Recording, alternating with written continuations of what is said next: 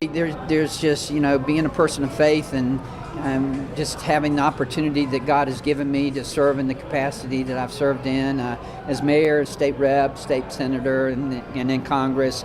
It's really been just an outstanding opportunity for me, and I thank God for that opportunity. I want to thank my wife especially and my family. It's this is not the end.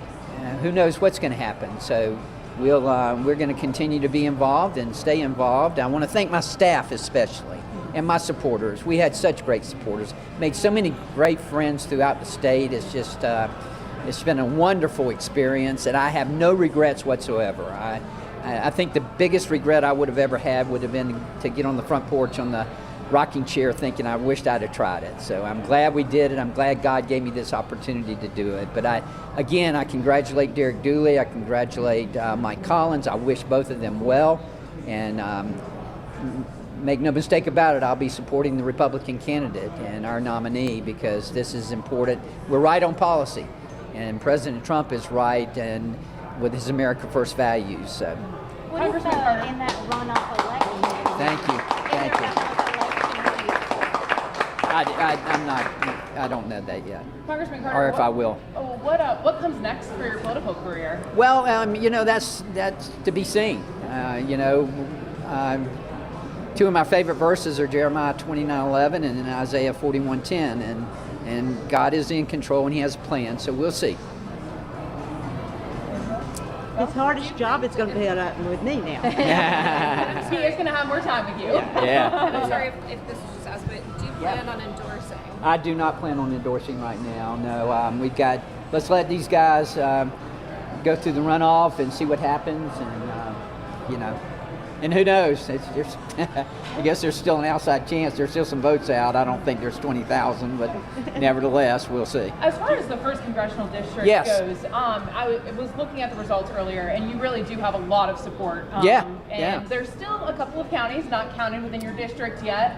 What do you have to say to the people at home that supported you throughout your political career and into your Senate run? Well, I want to thank them for this tremendous opportunity. Savannah's my home. It's where I've lived all my life, where I intend to live the rest of my life.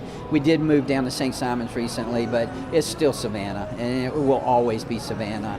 And I'm just so honored to have served in so many different capacities. Who would have thought that the grandson of a sharecropper, the son of a shift worker in a paper mill from Fort Worth, Georgia, would have had the opportunities that I've had to walk the halls of Congress, to walk the halls of the state legislature, to be mayor of the city of Pooler.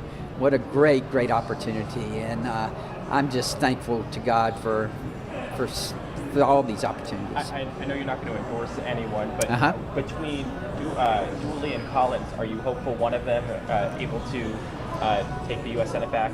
I'm going to support the Republican nominee. There's no question about that. And again, because I think we're right on policy, and that's important. Well, talk about how you told me earlier, whoever does it, they got to take on John Ossoff, and he's articulate. And talk about that. Well, he is. This is going to be tough. There's no question about it. I still feel like we were the best candidate and gave us the best chance of winning, but obviously the voters didn't see it that way. But John Ossoff's got a boatload of money, and it takes money. He is sharp. He's articulate. It's going to be tough to debate him. I felt like I gave us that best opportunity, but again, it's not going to be me. And it's going to be one of the two of them. So, but I wish them well, and I will be glad to help anyone in any way that I can.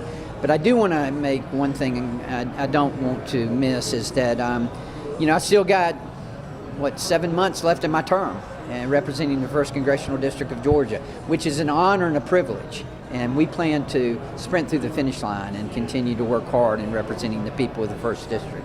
Congressman Carter, you mentioned earlier how the Republicans have had a difficult time trying to secure this Senate seat in Georgia. Yes. And why do you think that is? Well, I think that first of all, we got to get out and vote.